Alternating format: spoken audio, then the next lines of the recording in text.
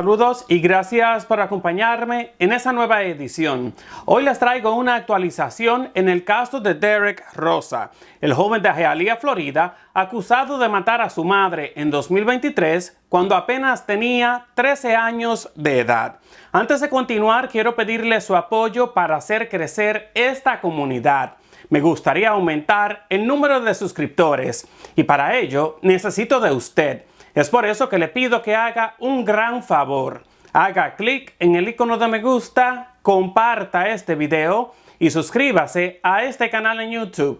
Luego, active la campanita para recibir todas nuestras actualizaciones. Según informe de prensa, Derek Rosa, el adolescente acusado de asesinato, podría basar su defensa en problemas de salud mental. Ahora con 14 años de edad, Derek enfrenta un juicio por asesinato en primer grado, pero permanece detenido en una cárcel para adultos a pesar de los intentos de sus abogados para trasladarlo a un centro de detención juvenil. Después de más de un año de preparación, el juicio está programado tentativamente para junio. Sin embargo, en la última audiencia, el juez Richard Hirsch cuestionó la demora de los abogados de Derek en presentar su posible defensa por demencia y pidió que se presenten las mociones necesarias lo antes posible. También rechazó nuevamente la solicitud de trasladarlo a un centro juvenil, argumentando que no hay pruebas suficientes de que sus derechos estén siendo violados en la prisión de Metro West, donde permanece detenido sin derecho a fianza. Recientemente, la cadena Univision publicó imágenes inéditas del momento en que Derek fue arrestado. El material proviene de la cámara corporal de un oficial y muestra desde la llegada de la policía a la escena del crimen hasta su traslado a la comisaría. Vean ustedes mismos este material.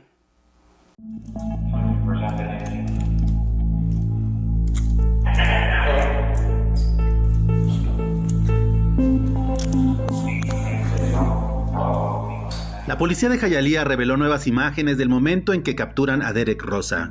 Derek está acusado de asesinar a su mamá a puñaladas en 2023, cuando tenía 13 años. Los videos fueron tomados por la cámara corporal de un policía de Hialeah. Al principio se observa cuando los oficiales llegan al condominio y parecen equivocarse de bloque.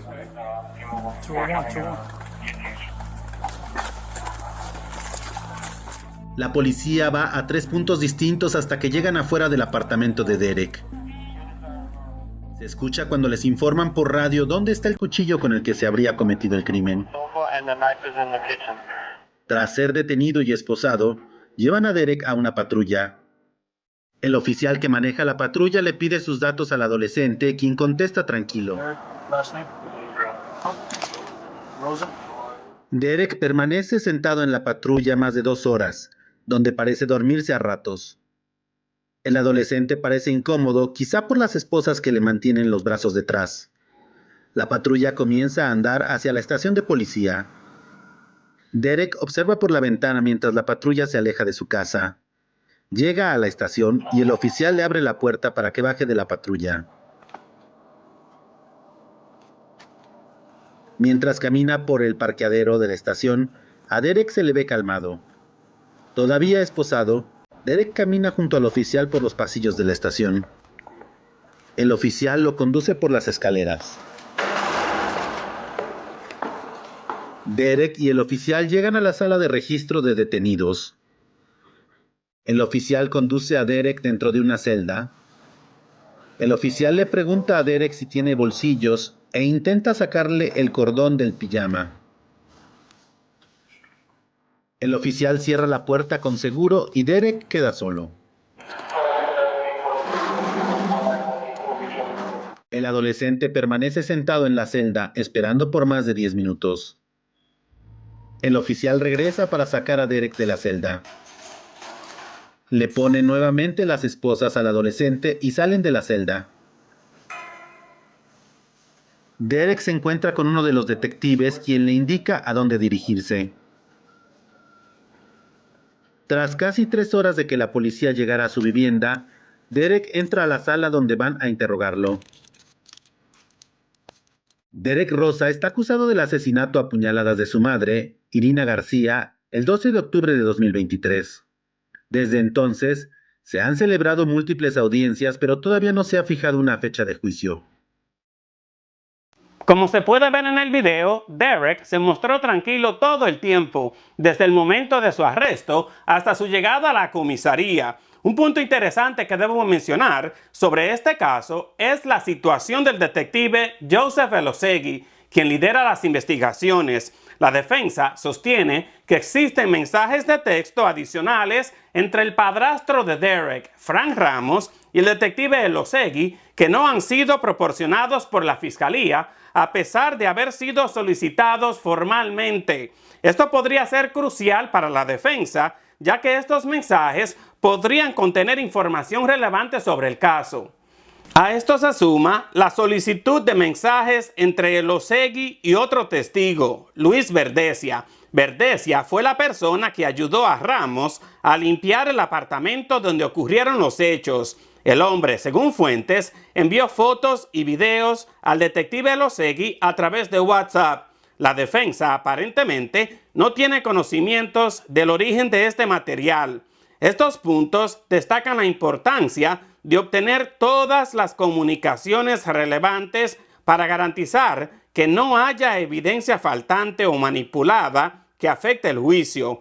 La defensa está buscando claridad en estas comunicaciones para poder evaluar completamente la situación y preparar una defensa adecuada. Asimismo, el señor Ramos ha sido citado en varias ocasiones para ofrecer su testimonio. La defensa lleva ya 8 meses tratando de obtener su declaración sobre sus comunicaciones con el detective Elosegui, el origen y autenticidad de fotos enviadas al oficial y otros puntos cruciales para la defensa. Sin embargo, hasta la fecha, no ha dedicado el tiempo necesario para presentarse y responder las preguntas de los abogados de Derek.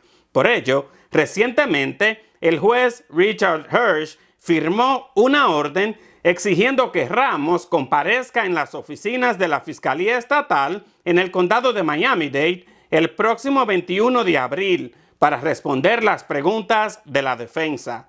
En informes anteriores les informé que el 29 de noviembre de 2023 a la defensa se le concedió el permiso para inspeccionar la escena del crimen, lo cual se realizó con prontitud al día siguiente. Sin embargo, se han reportado retrasos en la entrega de pruebas clave. Por ejemplo, la grabación de la llamada que Derek realizó al 911 la noche del crimen tardó 2 meses en ser entregada a la defensa. Además, el Estado ha listado a 57 testigos no peritos para el juicio, pero la defensa solo ha depuesto a 50. Se dice que un testigo clave vive fuera del estado de Florida, y aunque muchos exigen que Derek no sea juzgado como adulto, la fiscalía sostiene que sí debería ser así, considerando la brutalidad del crimen, que las aproximadamente 46 puñaladas propinadas a su madre, mientras su hermana recién nacida dormía en una cuna cercana, justifica que se le trate como a un adulto en el sistema judicial. Además, aseguran que Derek representa una gran amenaza para la comunidad. Mientras tanto, se alega que la defensa de Derek planea utilizar su estado de salud mental como un factor clave en el juicio, argumentando que podría padecer autismo y trastorno por déficit de atención e hiperactividad ADHD. Para entender mejor los posibles argumentos de los abogados de Derek y cómo esta estrategia de defensa podría influir en este caso, consulté al licenciado Francisco Martí, abogado criminalista en el estado de Florida. Acá les dejo la entrevista. Abogado Martí, muchísimas gracias por su tiempo. Buenos días, Eni. Claro que sí. Un placer. Abogado, ¿qué implica legalmente la estrategia de defensa basada en salud mental en un caso de homicidio como este? Bueno, hablando del caso de Derek, obviamente, la defensa de salud mental en este caso, en esta situación, realmente se están refiriendo, Eni, a una defensa de insania. Ya sabemos que hace unos días, o creo que hace una semana, por primera vez surgió, no fue un anuncio o una notificación, pero fue una indicación que es posible que la defensa va a usar salud mental. Quiere decir que ellos tienen, si lo van a hacer, les requiere los reglamentos que ellos en un momento dado, que es lo que les exige el juez, den una notificación formal que la defensa va a ser insania. ¿Eso qué quiere decir? Que en ese momento ellos van a tener que notificarle a la corte y a la fiscalía, a la procuraduría, de cuáles son los aspectos mentales de salud que ellos van a utilizar para poder probar eso. Eso causaría un poquito de delato en el caso. Y el autismo y el ADHD son condiciones médicas que podrían considerarse aptas para una defensa de insanidad. Eso lo tiene que decidir los expertos. Creo que la base para entender todas estas cosas, Eni, no necesariamente tienen una respuesta exacta, pero cuando uno sabe la ley y mira la letra de la ley, puede más o menos darse cuenta. La ley dice, el estatuto dice que cuando uno utiliza la defensa de insania, uno tiene que probar una o dos cosas. Que el acusado en el momento que cometió las acciones, fíjate que no le estoy llamando crimen, las acciones, en ese momento un requisito, él tenía que padecer de una enfermedad o una alteración mental. Ujú. Autismo puede ser una de esas, eso lo tiene que decir un experto. La segunda es que basado o como causa de esa enfermedad o alteración mental, el acusado no sabía lo que estaba haciendo. El otro requisito es que también puede probarlo si puede probar que el acusado sí sabía lo que estaba haciendo, pero no entendía que era mal o un crimen. Esas son las cosas que tienes que probar. ¿Cómo se prueba el autismo o la otra condición que dijiste? Puedes probarlo. Sería el doctor o los expertos lo que confirmara que ese tipo de enfermedad puede causar que en un momento dado uno no tenga la capacidad para entender sus acciones. Espero que te la haya contestado lo mejor posible. No, definitivamente. Entonces, estos expertos en salud mental deberían de hacer unos exámenes exhaustivos, ¿no? Correcto. Ellos, como funciona es a la vez que el juez le dé permiso, que ya parece que se los dio. Esos permisos de usar un experto son ex parte, quiere decir nada más que lo sabe la defensa. Es privado, se vuelve público cuando la defensa decide que los va a usar, que es lo que está pasando ahora. Entonces ya no es privado. Entonces ellos tienen que ir, casi siempre van al presidio, a la cárcel, entrevistan extensivamente y hacen unos análisis psicólogos que realmente son un poco complejos. Así. Quiero decirte una cosa que a lo mejor es importante que el público sepa. Por eso es que se han tardado tanto. Es una estrategia bien, tiene que pensarla mucho. El momento que ellos digan quién son esos doctores, que ellos van a usar ese tipo de defensa, ahora ellos le crean el derecho a la fiscalía de pedirle al juez que ellos quieren examinar al acusado. ¿Entiendes? Eso es un punto interesante porque eso le iba a preguntar, ¿cómo pueden los fiscales argumentar en contra de esta estrategia y demostrar que Derek tenía plena conciencia de sus actos? Buena pregunta. No fuera justo yo soy defensor, pero no fuera justo que yo pudiera traer expertos para decirle a un jurado que mi cliente no sabía lo que estaba haciendo en ese momento basado en su salud mental. No fuera justo si la fiscalía entonces no pudiera contradecir eso. De la forma que funciona cuando yo anuncio que yo voy a hacer esa defensa. Ahora el juez le da permiso a la fiscalía a coger un experto de ellos Mm. y el experto de ellos entrevista y evalúa al acusado. Usualmente en la fiscalía no lo puede hacer, pero como usted va a usar esa defensa, entonces lo pueden hacer. Y así es que lo hacen. En inglés le dicen the battle of the experts, la batalla de los expertos. Un experto dice que no sabía lo que estaba haciendo y el otro dice que sí. Y eso no es una ciencia exacta. Interesante ese punto. Ahora, abogado, ¿cómo afecta el hecho de que Derek sea juzgado como adulto a la viabilidad de una defensa por insanidad? Bueno, te voy a decir la verdad y te voy a ser honesto, como no sé si la defensa de insanidad es muy usada en el ámbito juvenil. Pero para contestarla de un punto de vista legal, yo he leído el estatuto expresamente preparándome para este programa. El estatuto, la ley, no hace una distinción en la defensa de insania entre un juvenil y un adulto. Creo que esa la contesta. No hace una distinción. Ujú. Creo que no cambiaría nada de un punto de vista legal, de dificultad o de estrategia. Abogado, pero ¿por qué los abogados de Derek habrían tardado tanto en determinar una estrategia de defensa? Porque cuando los casos empiezan, las primeras etapas de estos casos y de homicidio, como usted sabe, es el ámbito mío, eh, es bien dificultoso. Al principio el abogado tiene que aprender el caso, tiene que leer el descubrimiento que le da la fiscalía, tiene que conocer a su cliente. Uno al principio no tiene razón, un abogado, o para hacer cuenta que existe una condición mental. Se toma tiempo.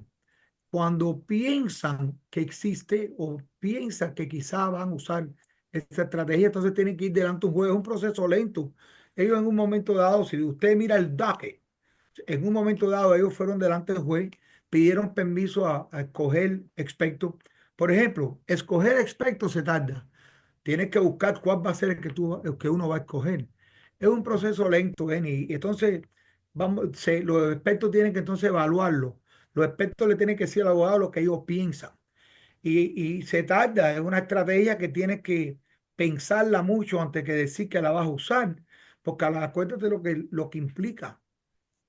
Decir que uno va a usar la estrategia o la defensa de insania quiere decir que uno está admitiendo que el cliente cometió esas acciones, ya no te puede retrasar. Entonces, uno de los delatos es pensar si es la correcta estrategia. Eso le iba a preguntar, si una vez los abogados deciden irse por una defensa de insanidad, si podrían retractarse y buscar otras opciones legales. Entonces, ¿no pueden? Primero quiero empezar por esto. Las defensas de insania no se usan mucho. Por ejemplo, yo ejerzo hace 21 años y nunca he usado una y he hablado con mis colegas y ninguno de los que conozco la han usado. Eh, Sería muy difícil retractarlo, porque cuando empiece el juicio, de la forma que tú formas el testimonio de tu testigo, va a ser diciendo o comentando sobre el estado mental de tu cliente cuando cometió los crímenes. Fíjese, cuando cometió las acciones. Quiere decir que ya dijiste que cometió las acciones. No estás negándolo. ¿Cómo empiezas un juicio hasta cierto punto admitiendo las acciones y después retractarte? No creo que te puedes retractar. Y es por eso es que hasta el otro día que el juez le exigió y le dio un poco tiempo para que notifiquen, todavía no lo han hecho. Tienes que pensarlo mucho, porque a la vez que aprieta el gatillo no lo puedes traer para atrás, no lo puedes retractar. Y sobre las posibles consecuencias legales para Derek Rosa, si la defensa logra demostrar que el chico tenía un problema de salud mental, ¿qué consecuencias podría esto tener en su sentencia? Ok, si prueban y cumplen con los requisitos que expliqué antes, que él no sabía lo que estaba haciendo en el momento que hizo las acciones, o que él sí sabía lo que estaba haciendo, pero simplemente no tenía la capacidad mental para entender que estaba. Si ellos cumplen con eso y el jurado está de acuerdo que esa era la situación, entonces jurídicamente se encuentra no culpable, ese es el lenguaje que usa la ley, no culpable por razones de insanidad. Algunos abogados piensan que esa defensa eh, no dice nada, porque ganas, pero sigues en una institución. No va a ser una institución de prisión, pero va a ser una institución mental. Pero realmente eso es lo que pasaría. El jurado diría que él no es culpable porque en ese momento él sufría de insania. Quiere decir que para cometer asesinato de primer grado uno tiene que tener intentos de hacerlo. Es uno de los elementos. Y ese elemento no se cumplió porque él en ese momento no tenía la capacidad mental para voluntariamente intentar asesinar a alguien. Pero sigue siendo no culpable, pero él no se va para su casa de cualquier forma. Mm. Ahora, abogado, entrando brevemente al tema de la evidencia y posibles irregularidades en la investigación, ¿qué implicaciones legales tiene para la defensa la demora en la entrega de pruebas clave como el análisis de ADN, las pruebas digitales y otros artículos? Bueno, eso pasa mucho en los casos, ¿eh? Si uno se dicta por la letra de la ley, se supone que si el fiscal tiene cierto tiempo para darle a la defensa, se llama discovery, de la forma que yo lo traduzco es descubrimiento. Descúbreme cuál es la evidencia que tú vas a usar. Por la letra de la ley, si cumple un tiempo, no me acuerdo ahora cuál es, pero tiene un fijo tiempo, Ujú, y la fiscalía no cumple con eso, violan esa ley y el juez puede desestimar los casos. Casi nunca sucede eso, porque la fiscalía tiene que enseñar que esa demora no fue mala fe y casi siempre pueden probarlo. El ADN a veces se tarda mucho, los laboratorios se tardan. Ese tipo de casos fue una investigación muy extensa y tenía mucho discovery. El fiscal puede, por ejemplo, tener una audiencia donde él dice que no fue en mala fe, que en buena fe eh, tengo 10.000 documentos de evidencia y se me fue uno. O en buena fe estoy tratando de que el laboratorio me dé el ADN y se están tardando. ¿Ven? Es muy difícil. Por la letra de la ley, un abogado puede decir, no, si no te entregan el descubrimiento, se cae el caso. Pero realmente no sucede en práctica. ¿Me explico? claro, ¿y qué tal el hecho de que un testigo clave en este caso no haya todavía otorgado su declaración? Este es el padrastro de Derek. Ha sido citado varias veces, pero aún no ha comparecido para responder las preguntas de la defensa. ¿Qué significa esto para la defensa de Derek Pueden Rosa? ser buenos. Si es un testigo importante, eh, volvemos al buena fe, mala fe. Todo es un poquito de discreción. El juez ahí tiene mucha discreción. A mí me ha pasado el caso. El fiscal, uno le manda una orden de estar en un lugar para hacer una declaración jurada y una vez se entiende, puede pasar algo. Dos veces se entiende. Llega un momento que el juez, que ese es un juez que le tengo mucho respeto, Richard Hirsch, Ujú. llega un momento que el juez sí puede decidir que la fiscalía tiene que excluir a este testigo, porque han tratado todo por habido y por haber y nos puede pasar. Obviamente, en un caso así, con la prensa y eso, el juez va a ser un poquito cuidadoso, pero sí lo puede hacer. Sí ha sucedido. Ha sido citado tres veces. La próxima deposición, tengo entendido que es el término que se utiliza. De posición. Eso debería ocurrir con el señor Ramos el próximo 21 de abril.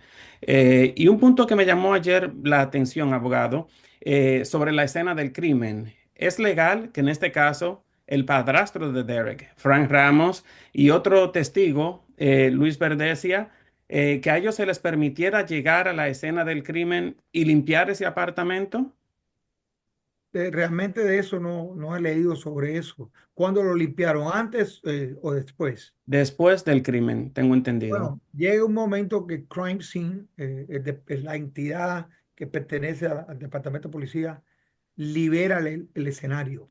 Obviamente, hay un periodo de tiempo cuando hay una escena de crimen, que todo el mundo que está escuchando seguro que se acuerda, que ponen los tapes amarillos, a veces ponen hasta signs que dice, llega un momento dado que el de Crime Scene dice, ya terminé.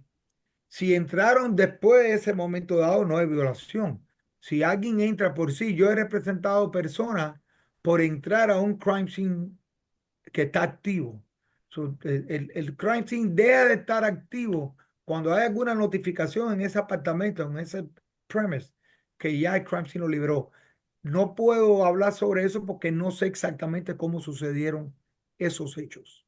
Y para que se otorgue ese permiso de que ya no es un área de crimen, tienen tanto la defensa como la fiscalía que llegar a un tipo de acuerdo, ¿no?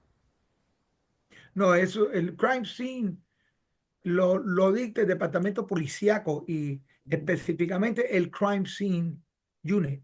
que es los que van y se toma tiempo, registran eh, todas las cosas en el apartamento para ver si pueden coger huellas, dictan ADN, llaman al fotógrafo para que tienen todas las fotos. Y cuando el lead detective, el detective que corre la investigación, decide que ya cogieron todo, entonces tienen que liberarlo. No se puede quedar un crime scene toda la vida.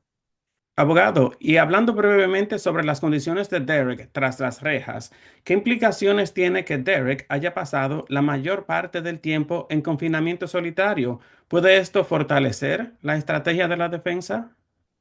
En mi opinión, eso no va a tener ningún impacto. Esa es mi opinión. La ley no es exacta. A lo mejor hay otro colega que está diciendo que no está de acuerdo, pero en mi opinión es que Derek estuviera en confinement o estuviera en población normal, no va a impactar nada el caso jurídico. El juez por sí, este juez está siendo bastante liberal en por lo menos pedir cuáles son las condiciones. Hay algunos jueces que ni se meten en eso. Eh, el encarcelamiento de un acusado es un ámbito que pertenece al Departamento de Corrections y algunos jueces te dicen, yo no me meto en eso. Tiene que ser que haya una violación civil grave, pero yo no creo que eso va a impactar. Esa es mi opinión personal. Ahora, abogado, algo interesante también es que este incidente pasó en octubre de 2023, más de un año atrás. Todavía no hemos visto un juicio. El juez ha dicho que va a empezar en cierto tiempo y luego, pues, lo posponen. Ahora se espera que comience en junio. ¿Cuánto tiempo piensa usted que este proceso judicial podría tardar? Casi siempre el mismo juez le pregunta a los abogados, antes que preparar el juicio, cuánto ellos estiman que se va a tardar. Como yo no sé exactamente cuántos testigos tienen y eso no. Por ejemplo, nosotros tuvimos un juicio hace poco que habían 20 y pico de, testigos de la defensa y 15 testigos. Eso es lo que te da la capacidad de saber cuánto se va a tardar. Si hay 30 y pico testigos entre todos, en un caso de homicidio sí que van a haber algunos aspectos, a veces son testigos que se tardan mucho. Yo, sin tener mucha información, nada más que para dar una adivinancia educada, yo diría que es un juicio que nunca se va a tardar menos de un mes. Mm. Y son 57 testigos, según lo que tengo entendido, que tendrá la fiscalía. A veces, Eni, para que sepa, puede estar 57 testigos en la lista. Pero mientras que ya está llegando el día de juicio y los abogados se empiezan a preparar, se dan cuenta que hay algunos testigos que a lo mejor los anunciaron y a lo mejor deciden a última hora no ponerlo. Entonces, si hay 57, no quiere decir que los 57 van a testificar, pero me hace pensar que una gran cantidad sí van a testificar. Y me imagino, ¿piensa usted que estará difícil para que ambas partes logren encontrar el jurado perfecto para juzgar a Derek? Eso también es una parte bien dificultosa, encontrar un jurado. Y si deciden, que no lo han decidido, porque estamos hablando de la defensa insania, pero realmente eso no es un hecho todavía. Pero si deciden que van a usar la defensa de insania, de salud mental, que se vuelva tan más dificultoso, porque tiene que buscar un jurado que te convenza. Hay algunos jurados que te van a decir cuando lo estás evaluando, te van a decir, bueno, un asesinato. A mí no me interesa que tenga, en otras palabras, u- un- una causa mental no resuelve el problema, sigue habiendo un muerto. Hay personas que no aceptan esa defensa. Ese no sería un jurado que pudieras escoger. La defensa insania hiciera el proceso está más lento, hiciera el escoger un jurado más dificultoso. Es más dificultoso el encontrar un jurado que esté dispuesto a aceptar ese tipo de defensa. Y se lo tienes que decir. Y finalmente, si usted fuese el abogado de Derek, ¿se iría usted por una defensa como esta? Eso, si digo eso, sería, no estoy en ese caso, no conozco los detalles. Sí puedo imaginarme que pueden haber situaciones en que insania él la única defensa que puede. Como te dije, es algo que tienes que pensar mucho, porque acuérdate, dejas de negar la acción. En otras palabras, cuando uno decide usar esa defensa, aunque ganes y sea una victoria la defensa, tu cliente sigue estando en custodia.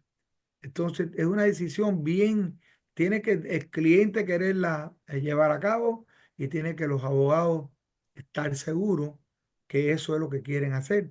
No te puedo contestar, yo creo que en un momento dado puede haber una situación que yo lo haría. Perfecto. Licenciado Francisco Martí, abogado en el estado de Florida, agradezco mucho su tiempo y su colaboración. Gracias, Eni. Que estés bien y muchas gracias por invitarme.